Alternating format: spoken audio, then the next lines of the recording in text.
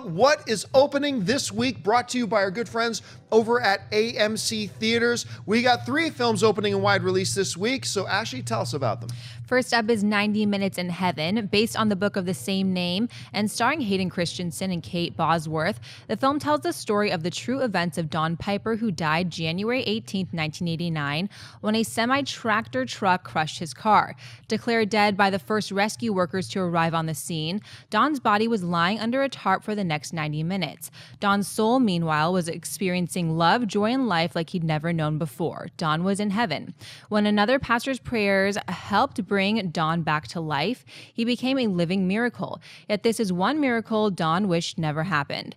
Heaven's bliss was replaced by excruciating pain and emotional turmoil. With the support and prayers of his beloved Eva, their 3 kids, and his friends near and far, Don clings to his faith in God and fights to regain a semblance of his previous life. Next up is the new thriller, The Perfect Guy. With a fulfilling career and loving relationship, lobbyist Leah Vaughn, played by Sanaa Lathan, seems to have it all. Things come crashing down when Dave, her long-term boyfriend, questions her future plans for marriage and family. The resulting breakup leaves Leah heartbroken until she meets the charming and handsome Carter Duncan, played by Michael Ealy. Soon, the budding romance turns dangerous as Carter reveals his volatile nature, forcing Leah to turn the tables on the man she thought was Mr. Right. Finally is the new M. Night Shyamalan horror film, The Visit.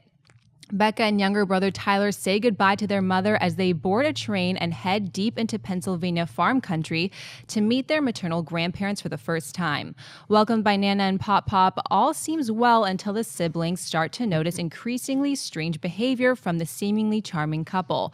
Once the children discover a shocking secret, they begin to wonder if they'll ever make it home. Mark, which of these films are you looking forward to the most? Well, just by default, The Visit. I mean, I think The Perfect Guy looks like a guilty pleasure kind of movie. The Heaven movie, what's it called? That one. Minutes in Heaven? Yeah, I mean, as much as I love Star Wars, I'm not a huge Hayden Christensen fan. That story does sound intriguing to me, though, because usually when you have a I Came Back from the Dead movie, it's like, oh, yeah, man, I was in heaven, it was awesome, now I'm back on Earth and it's great. This guy wasn't that thrilled that he had been brought back because of all the stuff he had to endure in rehab. He was actually enjoying heaven, and that's something I can get on board with. It's like, if I go to heaven, I don't want to come back down to Earth. I might not be invited back in 5 minutes. You're a Redskins fan. There is no such thing. There is heaven, and it's going to be this season when we go 16-0. When the season's over. The regular season. It's usually March and April is when we win the Super Bowl. But yeah, so it's obviously The Visit because I'm such a huge, you hesitate to say fan of M. Night Shyamalan because I love his first 3 movies so much and I was very let down by every film since then. But I think that there is still talent in there. I root for guys who were great once to come back and be great again. So I want to see Shyamalan do it, and I've seen The Visit, and I can tell you this is the best movie he's done since Before the Village, which again ain't saying much, but I was impressed with The Visit. I think y'all should check it out.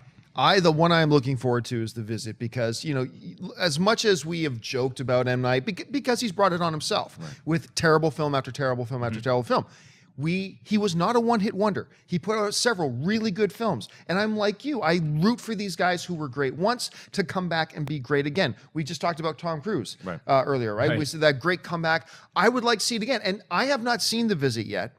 But this is the first movie from M. Night in a long time that I'm hearing people coming out and going, you know, that was pretty good. When's the last time we heard that? Over a decade? So that has me really intrigued. It's a small budget film under Blumhouse. Blumhouse seems to be able to do wonders with stuff like this. So I'm really curious to see it. Anyway, Christian, what about you? I would say The Visit as well too, and I know that some people, if you've seen the review, you're like, wait a minute, I've seen your review of The Visit. I've rethought of some things I still don't. I didn't like as much as Mark did too. I think that there's parts of it that are really silly. Right. But it is definitely his best since The Village for sure. But he goes back to basics. And it's a smaller film, and I think the problem with M. Night was when he started making these big budget movies, and he got lost in himself, and he got lost in the Time magazine. I'm the next Spielberg thing. Yeah. He got lost in all that stuff. And this movie, I will say, regardless of what I thought of it overall, this is him being a filmmaker again and enjoying and he has fun making this movie. So if you are, and you root for the guy now, he's kind of come back, and like even you talking to him at Comic-Con, he's humble now, and it's like you root for him regardless of what I thought about it. Mark loved it. A lot of people are also starting to love the movie, so great. I hope it does well.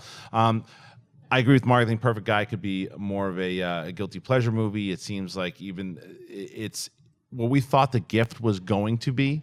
in the vein of like Unlawful Entry and even those types of movies. That's probably where we're going with this one. Probably seen it before. It's probably cliched, but I like Michael Ealy, so it could be all right. But the 90 Minutes in Heaven, and I think you said this beforehand. Had it been a different actor doing this role, I'd probably be a little bit more interested. It reminds me of that Greg Kinnear movie about his son. Heaven is for Real. Heaven is for Real, yeah. which I enjoyed. It's always fascinating to me because what the hell is out there? Who knows? And to see and to hear these real life experiences of what these people went through. But you also want a vessel to take you through that, and I don't think Hayden Christensen is the vessel to do it. No, he ruined the trailer for me. He single-handedly ruined the trailer for me. no emotion. He's so wooden. Yeah. I just hope for his sake that there's no sand in heaven, because sand is I hate sand. Coarse and gets everywhere. But I mean, holding me back. the thing, and here's the thing too. I went and watched I found some video of the guy that movie's based on to see, well, maybe that's the way that guy really talks. That is not the way that guy talks. The guy talks like a regular human being. And Hayden Christensen was so wooden in that. One thing about fair, Hayden Christensen had just seen Jupiter Ascending. Well, okay, yes, we'll give him that. Well, as far as the perfect guy, though, the one thing I don't know, and maybe this is me feeling insecure about myself, whatever. Can I just say it is almost unfair how good looking Eli is? Michael Ealy. Yeah. That guy is so good looking, it's just unfair. It's just not fair. Well, let's not sell Morris Chestnut either. That is a good-looking man in his own right. Morris Chestnut is absolutely a really good-looking dude, too. I'm just saying, whenever I see anything he's in, it just makes me a little bit mad that some people get so much and some of us get so little. Well, I happen to think Santa Lathan's pretty hot. So well, that's true, too.